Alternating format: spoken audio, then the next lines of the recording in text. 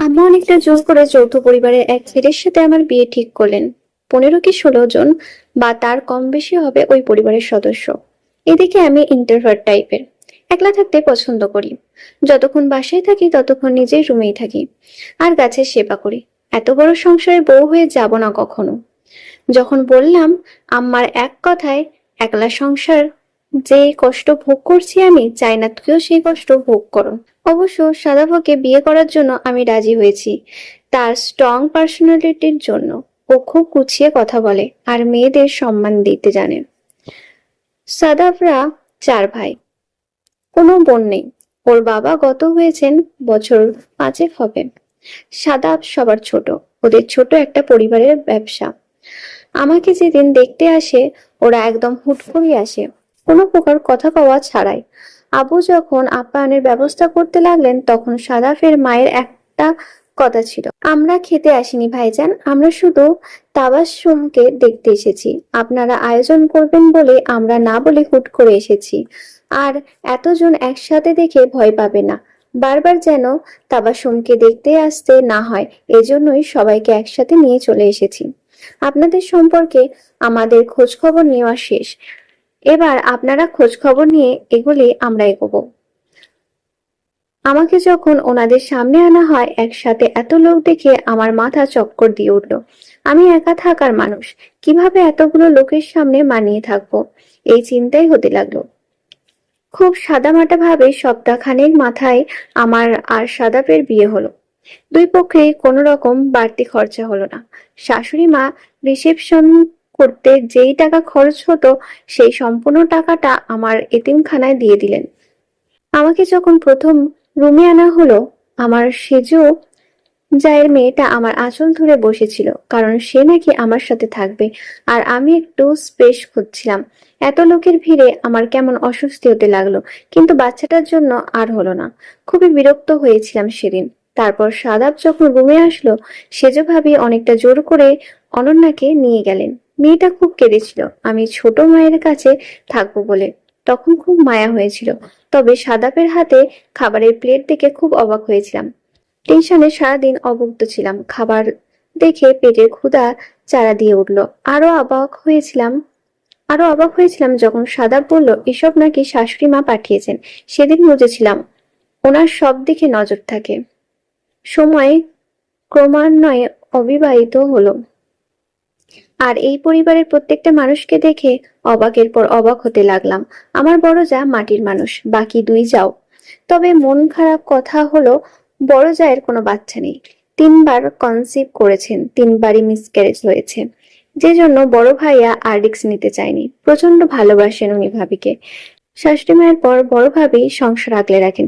শুধু সংসার না, আমাদের 3 জাকেও বোনের মতো দেখেন। মেজ আর সেজো জায়ের ছেলে মেয়েরা তাদের আম্মু বলে ডাকলেও বড় ভাবিকে মা বলে ডাকে।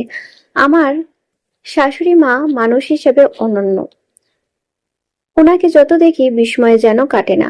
উনি উনার ছেলেদের একতা শিখিয়েছেন, সবাই মিলেমিশে থাকার যে টেন্ডেন্সি সেটা শিখিয়েছেন। এক অমায়িক মানুষ সে।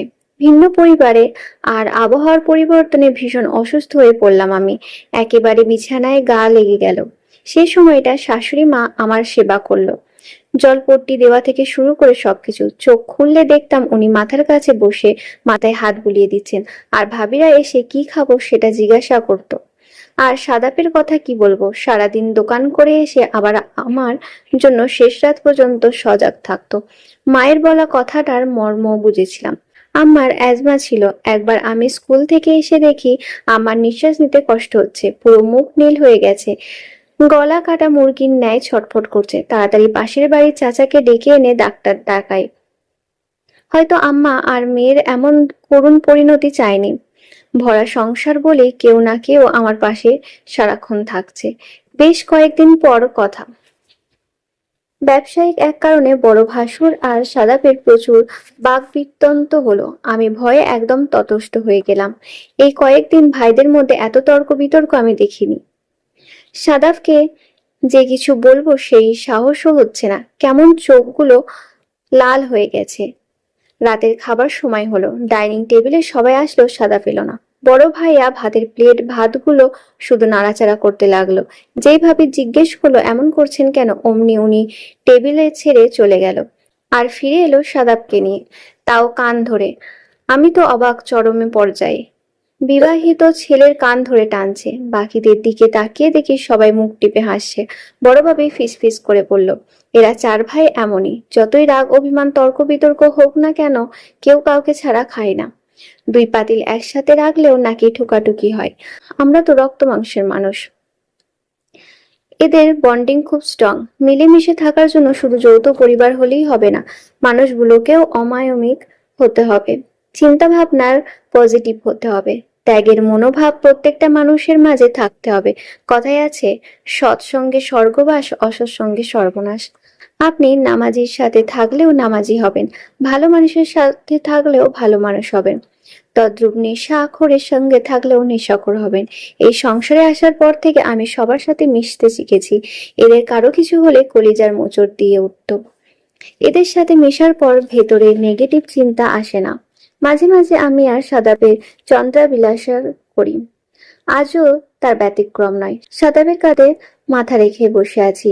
আঙুলের ভাঁজে আঙুল দিয়ে বললাম, একটা কথা বলি? অনুমতি নেওয়ার কি আছে বলো?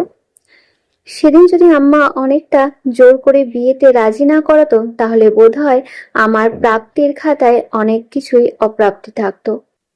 এমন একটা পরিবারে বউ হওয়ার জন্যই বোধে প্রতিটা মেয়ের স্বপ্ন দেখে। আমি বোধহয় আল্লাহর দরবারে শুকরিয়া আদায় করে শেষ করতে পারবো না।